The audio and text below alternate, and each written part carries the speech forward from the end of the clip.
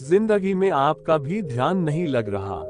ज्यादा सोचने की वजह से बार बार आपको घबराहट होती है और आपका हृदय भी जोर जोर से धड़कता है और बार बार नेगेटिव विचार आपके भी दिमाग में आते हैं। तो इस ज्यादा सोचने वाली बीमारी से बचने के लिए और इस बीमारी को दूर करने के लिए आज हम आपको एक बौद्ध भिक्षु की कहानी के माध्यम से आपकी समस्या का हल बताएंगे। तो आज के इस कहानी को पूरा देखें ताकि आप भी इस कहानी को सुनने के बाद आपकी समस्या से छुटकारा पा सकें।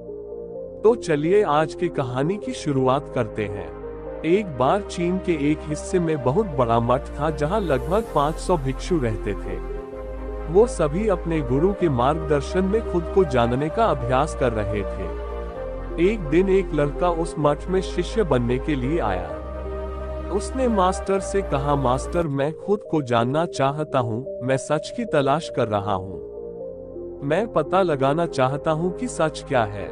मास्टर ने उसकी ओर देखा और कहा कि अगर तुम सच जानना चाहते हो, जो तुम्हें अपना पूरा जीवन दांव पर लगाना होगा। सच को जानने में तुम्हारा पूरा जीवन लग सकता है, फिर भी इस बात की गारंटी नहीं है कि तुम्हें इस जीवन काल में सच का पता लगेगा या नहीं। क्या तुम इसके लिए तैयार हो? शिष्य ने कहा, मास्टर मैं यहाँ पीछे मुड़ने के लिए नहीं आया हूँ, मैं इसके लिए तैयार हूँ। गुरु ने कहा, अगर ऐसा है तुम एक काम करो, इस मठ में 500 भिक्षु हैं, तुम उनके लिए चावल कूटने का काम करो। बस सुबह से शाम तक चावल कूटने का ही काम करो और जब तुम थक जाओ तो सोने चले जाओ। फिर अगली सुबह उठकर चावल को कूटना शुरू कर दो। इसके अलावा कुछ और मत करना, किसी और चीज के बारे में मत सोचना। बस इस रास्ते पर चलते रहना और दोबारा मेरे पास मत आना। जरूरत पड़ने पर मैं खुद तुम्हारे पास आऊंगा। उस लड़के ने गुरु के आदेश का पालन करते हुए चावल कूटना शुरू कर दिया। उस मठ में 500 शिष्य थे।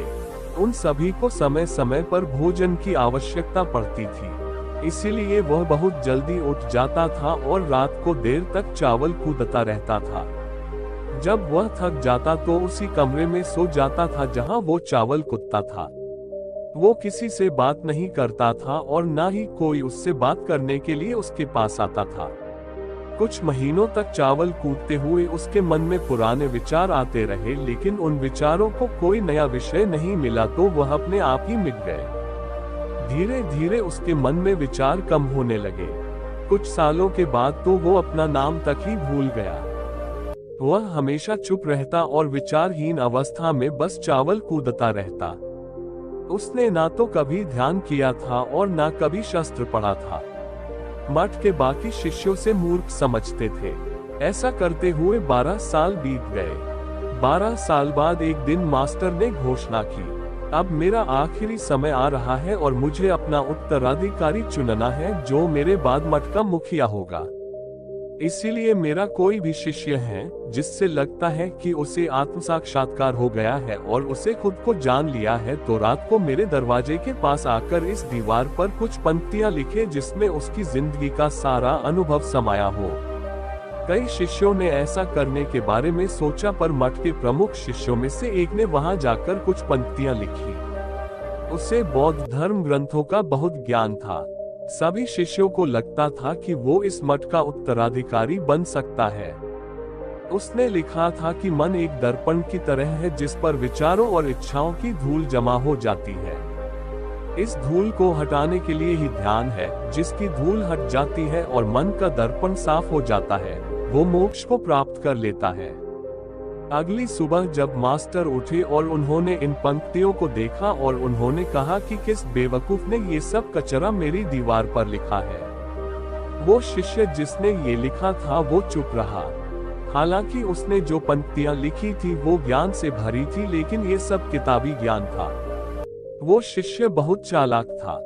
उसने पंक्तियां लिखी पर उसने नीचे अपने हस्ताक्षर नहीं किए, क्योंकि वो स्वयं इसके बारे में निश्चित नहीं था कि ये सही है या नहीं, क्योंकि उसे आत्म साक्षात्कार नहीं हुआ था।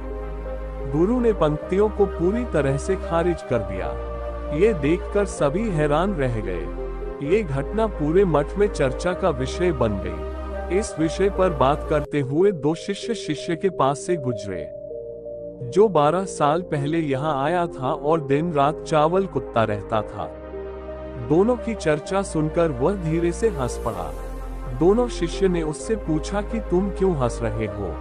दोनों शिष्य की नजर में ये चावल कूटने वाला दूध ही भिक्षु था।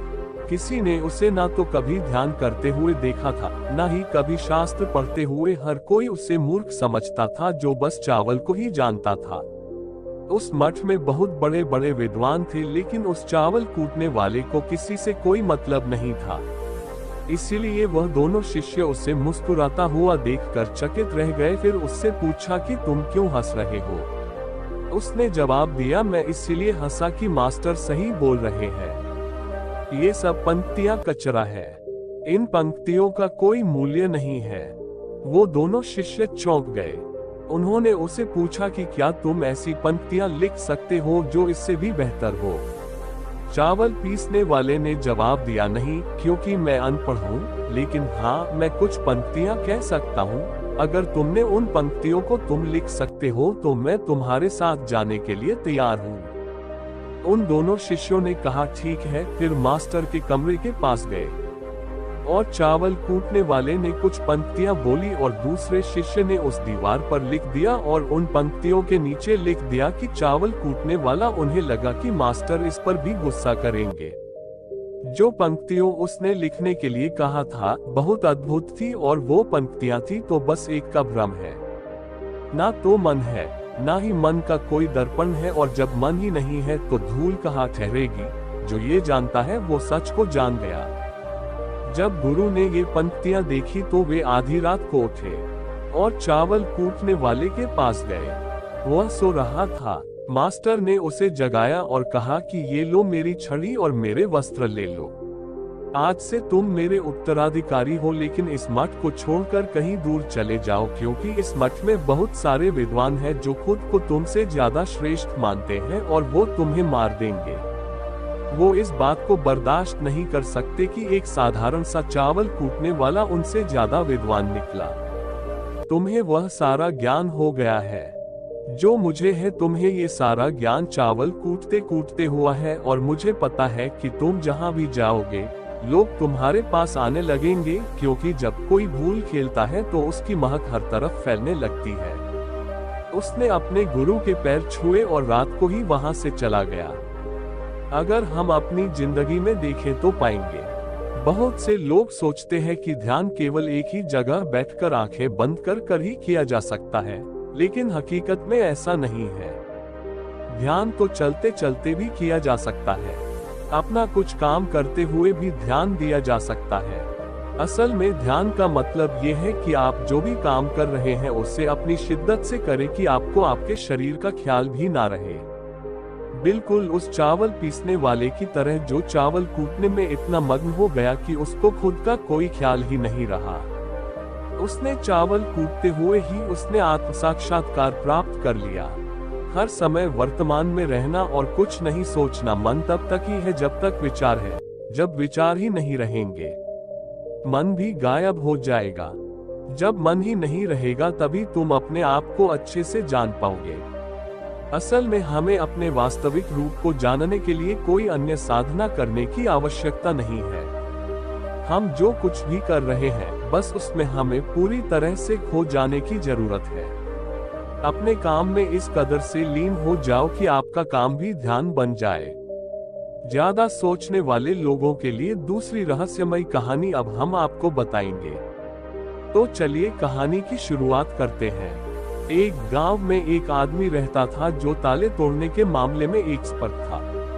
यानी कि जहां कहीं भी ताले तोड़ने की बात आती थी या लॉक को खोलने की बात आती थी तो उसका नाम सबसे पहले लिया जाता था। एक दिन कुछ समझदार लोगों ने उसकी परीक्षा लेनी चाहिए और उसको बता दिया गया कि आपको इस जगह पर इस तारीख को आना है और ताले को तोड़ना है। जब वह समय के अनुसार तय दिनांक को वहां पहुंच गया तो उसको प्रतियोगिता के नियम समझा दिए गए। आपको एक बॉक्स में बिठा दिया जाएगा और उस बॉक्स को पानी में उतार दिया जाएगा। आपको ताला खोलकर बाहर आना होगा। इस बीच आपको लगता है कि लॉक आपसे नहीं खुल पाएगा तो आप इमरजेंसी बटन को दबा सकते हैं और ऊपर आ सकते हैं। लेकिन आप प्रतियोगिता में हार जाएंगे। उसने सभी नियमों की हाँ कर दी और पानी में चला गया। जैसे ही वह पानी में पहुंचा तो उसने जेब में से एक तार निकाला और लॉक को खोलने की कोशिश करने लगा। 4 से 5 बार कोशिश करने के बाद वह बार बार विफल हो रहा था, लेकिन उसे लॉक नहीं खुल रहा था। अब ज्यादा समय तक पानी में रहना उसके लिए और भी मुश्किल था, क्योंकि सांस रोकना आसान नहीं था। फाइनली उसने अपना पूरा दिमाग लगाया और एक बार अंतिम प्रयास किया। वह विफल हुआ और उसने इमरजेंसी बटन दबा दिया। धीरे धीरे ऊपर आने लगा। पानी के ऊपर आए बॉक्स को बाहर निकाला गया और हल्का सा धक्का देकर खोला गया। वह अचंभित हो गया कि एक बार भी मेरे दिमाग में ये ख्याल क्यों नहीं आया कि मैं इसको धक्का देकर खोल लूं। हो सकता है कि ये लॉक ही ना हो तो यही होता है। जब हम भी बहुत ज्यादा सोचते हैं तो इसका खामियाजा हमें भुगतना पड़ता है। कभी कभी ना सोचने से भी जवाब मिल जाता है। इसलिए किसी ने कहा है कि जो कुछ नहीं करते वह कमाल करते हैं। जी हाँ दोस्तों, ये बात बिल्कुल सर। कभी कभी दिमाग को जब हम शांत रखते हैं और ठंडे दिमाग से सोचने की कोशिश करते हैं तो हमें बेहतर समाधान मिल जाता है। अब हम आपको बताएंगे कि ज्यादा सोचने की यह बीमारी के मुख्य कारण क्या है, जिससे आपको ज्यादा सोचने की बीमारी हो जाती है। अत्यधिक सोच के कुछ मुख्य कारण। पहला कारण वर्तमान से ज्यादा भूतकाल या भविष्य के बारे में ज्यादा चिंता करना। आप जो काम अभी कर रहे हैं उससे ध्यान हटाकर अपना ध्यान बीते हुए समय या आने वाले समय पर लगाएंगे, तो आप ओवरथिंकिंग के शिकार होते जाएंगे। दूसरा कारण काम का ज्यादा तनाव होना।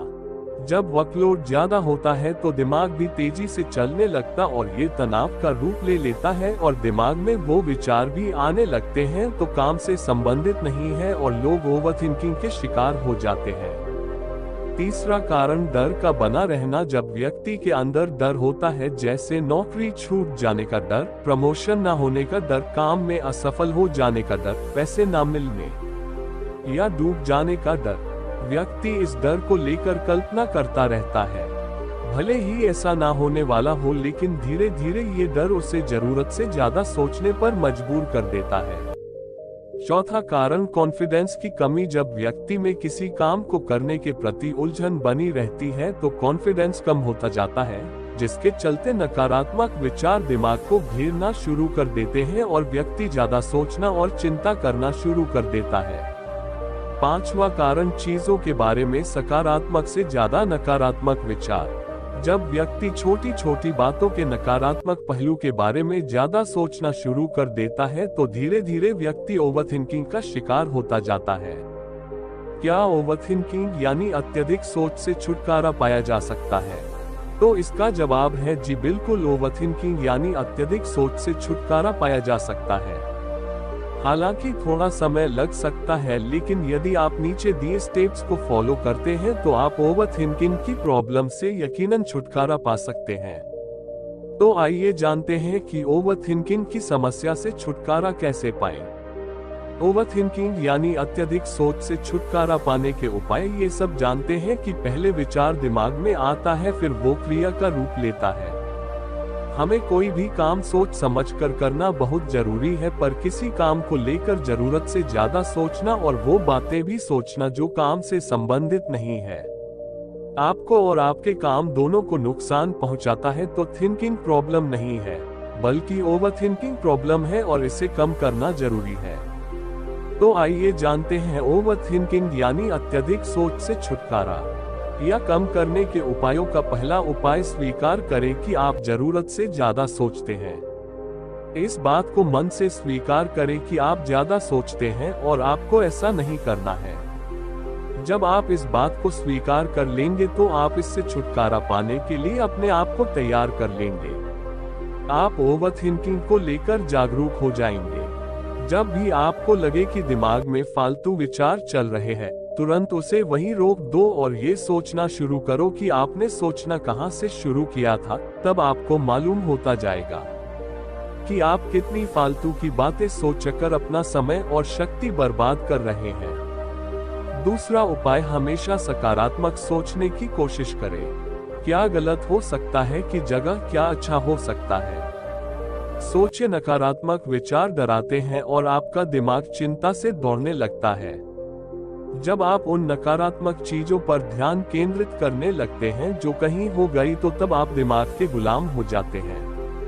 लेकिन जब आप सकारात्मक रूप से सोचते हैं तो दिमाग आपका गुलाम होता है। सकारात्मक रहने का मतलब ये नहीं है कि आप चीजों के सिर्फ एक पहलू को देखें, बल्कि सही और गलत दोनों पहलुओं को देखना जरूरी है। पर केवल नकारात्मक सोचना या ज्यादा नकारात्मक विचार आपको अनुचित सोचने पर मजबूर कर देते हैं। तीसरा उपाय, योग, ध्यान और व्यायाम करें। योग, ध्यान और व्यायाम मस्तिष्क और शरीर को स्वस्थ रखते हैं। ध्यान काफी लाभदायक है, इसे अपने जीवन का हिस्सा बनाएं। चौथा उपाय, वर्तमान क्षण में जीने की कोशिश करो।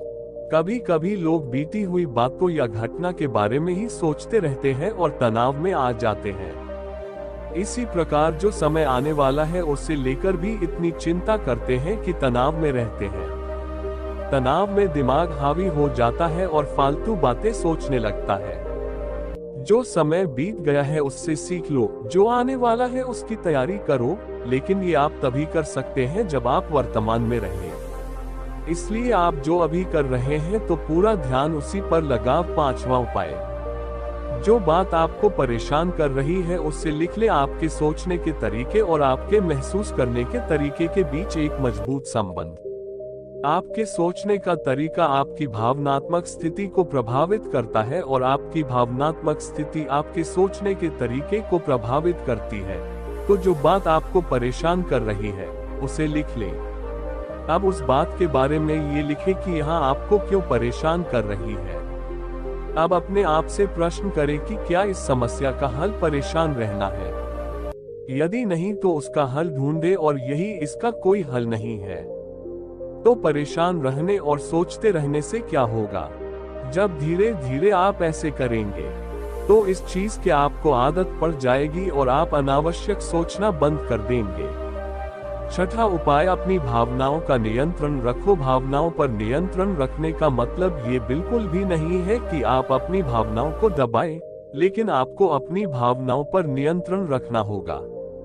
जब आप अपनी भावनाओं पर नियंत्रण रखते हैं तो हकीकत को देख पाते हैं। अनियंत्रित भावनाएं दिमागी विचारों को बेफजूल गति प्रदान करती है। सातवां उपाय, चिंता नहीं, चिंतन करें। चिंता ओवरथिंकिंग को जन्म देती है और चिंतन क्रिएटिविटी को जन्म देता है। फालतू सोचने की जगह कोई कहानी, कोई लेख, कविता या कुछ रचनात्मक सोचे। आठवां उपाय, अपने पसंद की चीजें करें। जब भी आप फ्री हो तो कोई भी ऐसा काम करो जिसे करना आपको अच्छा लगता हो। किताबें पढ़ा है, गाने सुने, गाने गाए, घूमने जाए। यदि आपके घर में बच्चे हैं तो बच्चों के साथ खेले, अपने दोस्तों से साथ समय व्यतीत करें। न उपाय, अपना सर्वश्रेष्ठ स्वीकार करें। जब आप ज्यादा सोचते हैं तो ना चाहते हुए भी आप नकारात्मक बातें सोचते हैं और अपने आप को औरों से कम आंकने लगते हैं। याद रखें, कोई भी परफेक्ट नहीं होता। जो आप हैं, आप जैसा कोई नहीं है। लोग क्या कहते हैं इस पर ध्यान देने की बजाय अपना सर्वश्रेष्ठ स्वीकार करें। अपने ज्ञान को बढ़ाते रहे और पॉजिटिव रहे। 10वां उपाय, मन को शांत रखें। आधुनिक जिंदगी भाग दौड़ था और तनाव भरी है। अधिकतर लोगों के साथ तनाव में बने रहना इतना सामान्य हो जाता है कि उन्हें इस बात का पता ही नहीं चलता कि धीरे धीरे तनाव उनके मानसिक और शारीरिक स्वास्थ्य पर बुरा प्रभाव डाल रहा है। जब मन अशांत होता है तब नकारात्मक और बेफिजूल के विचार हमारे दिमाग में घर करने लगते हैं। यदि आप ओवर थिंकिंग से छुटकारा पाना चाहते हैं तो अपने मन को शांत रखें। आपकी सोच को बदल देने वाली 3 कहानियां अभी हम आपके सामने प्रस्तुत कर रहे हैं, तो इसे ध्यान से सुने या आपकी जिंदगी बदल लेंगी। पहली कहानी, चमकीले नीले पत्थर की कीमत। एक शहर में बहुत ही ज्ञानी प्रतापी साधु महाराज आए हुए थे। बहुत से दीन दुखी परेशान लोग उनके पास उनकी कृपा दृष्टि पाने हेतु आने लगे। ऐसा ही एक दीन दुखी गरीब आदमी उनके पास आया और साधु महाराज से बोला, महाराज मैं बहुत ही गरीब हूँ, मेरे ऊपर कर्जा भी है। मैं बहुत ही परेशान हूँ, मुझ पर कुछ उपकार करें। साधु महाराज ने उसको एक चमकीला नीले रंग का पत्थर दिया और कहा कि यह कीमती पत्थर है, जो जितनी कीमत लगवा सको लगवा लो। वो आदमी वहां से चला गया और उसे बचने के इरादे से अपने जान पहचान वाले एक फल विक्रेता के पास गया और उस पत्थर को दिखाकर उसकी कीमत जानी चाहिए। फल विक्रेता बोला, मुझे लगता है ये नीला शीशा है, महात्मा ने तुम्हें ऐसे ही दे दिया है। हाँ, ये सुंदर और चमकदार दिखता है, तुम मुझे दे दो, इसके मैं तुम्हें 1000 रुपए दे दूंगा। वो आदमी निराश होकर अपने एक अन्य जान पहचान वाले के पास गया, जो कि एक बर्तनों का व्यापारी था। उनसे उस व्यापारी को भी वो पत्थर दिखाया और उसे बेचने के लिए उसकी कीमत जानी चाहिए। बर्तनों का व्यापारी बोला, ये पत्थर कोई विशेष रत्न है, मैं इसके तुम्हें 10,000 रुपए दे दूंगा। वह आदमी सोचने लगा कि इसकी कीमत और भी अधिक होगी और ये सोच वो वहां से चला आया। उस आदमी ने इस पत्थर को अब एक सुनार को दिखाया। सुनार ने उस पत्थर को ध्यान से देखा और बोला, ये काफी कीमती है, इसलिए मैं तुम्हें 1,00,000 रुपए दे दूंगा। वो आदमी अब समझ गया था कि ये बहुत अमूल्य है। उसने सोचा, क्यों ना मैं इससे हीरे के व्यापारी को दिखाऊं। ये सोच वो शहर के सबसे बड़े हीरे के व्यापारी के पास गया। उस हीरे के व्यापारी ने जब वो पत्थर देखा तो देखता रह गया, चौंकाने वाले भाव उसके चेहरे पर दिखने लगे। उसने उस पत्थर को माथे से लगाया और पूछा, तुम ये कहां से लाए हो? ये तो अमूल्य है, यदि मैं अपनी पूरी संपत्ति बेच दूं तो भी इसकी कीमत नहीं चुका सकता। तो इस कहानी से हमें ये सीख मिलती है, हम अपने आप को कैसे आंकते? क्या हम वो हैं जो राय दूसरे हमारे बारे में बनाते हैं? आपकी लाइफ अमूल्य है, आपके जीवन का कोई मोल नहीं लगा सकता। आप वो कर सकते हैं जो आप अपने बारे में सोचते हैं। कभी भी दूसरों के नेगेटिव कमेंट्स से अपने आप को कम मत आंकिए। दूसरी कहानी, मेंढकों की टोली। एक मेंढकों की टोली जंगल के रास्ते से जा रही थी। अचानक 2 मेंढक एक गहरे गड्ढे में गिर गए। जब दूसरे मेंढकों ने देखा कि गड्ढा बहुत गहरा है तो ऊपर खड़े थे। सभी मेंढक चिल्लाने लगे, तुम दोनों इस गड्ढे से नहीं निकल सकते, गड्ढा बहुत गहरा है, तुम दोनों इसमें से निकलने की उम्मीद छोड़ दो। उन दोनों मेंढकों ने शायद ऊपर खड़े मेंढकों की बात नहीं सुनी और गड्ढे से निकलने के लिए लगातार वो उछलते रहे। बाहर खड़ी ही में तक लगातार कहते रहे, तुम दोनों बेकार में मेहनत कर रहे हो, तुम्हें हार मान लेनी चाहिए, तुम दोनों को हार मान लेनी चाहिए, तुम नहीं निकल सकते। गड्ढे में गिरे दोनों मेंढकों में से एक मेंढक ने ऊपर खड़े मेंढकों की बात सुन ली और उछलना छोड़ बेचकर वो निराश होकर एक कोने में बैठ गया। दूसरे मेंढक ने प्रयास जारी रखा, वो उछलता रहा जितना वो उछल सकता था। बाहर खड़े सभी मेंढक लगातार कह रहे थे कि तुम्हें हार मान लेनी चाहिए, पर वो मेंढक शायद उनकी बात नहीं सुन पा रहा था और उछलता रहा और काफी कोशिशों के बाद वो बाहर आ गया। दूसरे मेंढकों ने कहा, क्या तुमने हमारी बात नहीं सुनी? उस मेंढक ने इशारा करके बताया कि वो उनकी बात नहीं सुन सकता क्योंकि वो बेहरा है, सुन नहीं सकता, इसलिए वो किसी की भी बात नहीं सुन पाया। वो तो ये सोच रहा था कि सभी उसका उत्साह बढ़ा रहे हैं। इस कहानी से हमें ये सीख मिलती है कि जब भी हम बोलते हैं उनका प्रभाव लोगों पर है, इसलिए हमेशा सकारात्मक बोलें। तो लोग चाहे जो भी कहें, आप अपने आप पर पूरा विश्वास रखें और सकारात्मक सोचें। थरी कार्ड ही मेहनत, अपने ऊपर विश्वास और सकारात्मक सोच से ही हमें सफलता मिलती है। तीसरी कहानी, चील और मुर्गी। एक जंगल में बरगद का पेड़ यश था। उस पेड़ के ऊपर एक चील घोंसला बनाकर रहती थी जहां उसने अंडे दे रखे थे। उसी पेड़ के नीचे एक जंगली मुर्गी ने भी अंडे दे रखे थे। एक दिन उस चील के अंडों में से एक अंडा नीचे गिरा और मुर्गी के अंडों में जाकर मिल गया। समय बिता, अंडा फूटा और चील का बच्चा उस अंडे से निकला और वही ये सोचते बड़ा हुआ कि वो एक मुर्गी है। वो मुर्गी के बाकी बच्चों के साथ बड़ा हुआ। वह उन्हीं कामों को करता जिन्हें एक मुर्गी करती है। वो मुर्गी की तरह ही कुड़कुड़ाता जमीन खोदकर दाने चुगता और वो इतना ही ऊंचा उधर दाग पाता जितना कि एक मुर्गी उड़ाती है। एक दिन उसने आसमान में एक चील को देखा जो बड़ी शान से उदास रही थी। तो उसने अपनी मुर्गी माँ से पूछा कि उस चिड़िया का क्या नाम है जो इतना ऊंचा बड़ी शान से उदास रही है। मुर्गी ने जवाब दिया, वह एक चील है। फिर चील के बच्चे ने पूछा, माँ मैं इतना ऊंचा क्यों नहीं उठा पाता? मुर्गी बोली, तुम इतना ऊंचा नहीं उधर रख सकते क्योंकि तुम एक मुर्गे हो। उसने मुर्गी की बात मान ली और मुर्गी की जिंदगी जीता हुआ एक दिन मर गया। इस कहानी से हमें ये सीख मिलती है कि जो भी हम सोचते हैं या कुछ नया करने की कोशिश करते हैं तो दूसरे हमें ये कहकर रोकते हैं कि तुम ऐसा नहीं कर सकते, ऐसा नहीं हो सकता, और हम अपना इरादा ये सोचकर बदल लेते हैं कि वाकई में यह नहीं कर सकता और हार मान लेते हैं। इसका मुख्य कारण है अपने ऊपर भरोसा न होना, अपनी शक्तियों पर भरोसा न होना, अपने काम पर भरोसा न होना। दोस्तों, जो लोग कहते हैं कहने दीजिए, लोगों का काम है कहना। अपने आप पर भरोसा रखें, अपने आप को पहचाने। दोस्तों, अगर जीत निश्चित हो तो काय भी लड़ जाते। बहादुर वो कहलाते हैं जो हार निश्चित हो फिर भी मैदान नहीं छोड़ते। मित्रों, उम्मीद करता हूँ कि आपको इन 3 कहानियों से अपनी सोच को बदल लेने में मदद मिली होगी और आपको अपनी ज्यादा सोचने वाली समस्या से छुटकारा पाने के उपाय भी इस वीडियो के माध्यम से आपको मिले होंगे। इस वीडियो से आपको कुछ सीखने को मिला हो तो इस वीडियो को अपने दोस्तों के साथ जितना हो सके उतना शेयर कीजिए और इस वीडियो के एक लाइक कीजिए और हमारे चैनल को सब्सक्राइब लीजिए।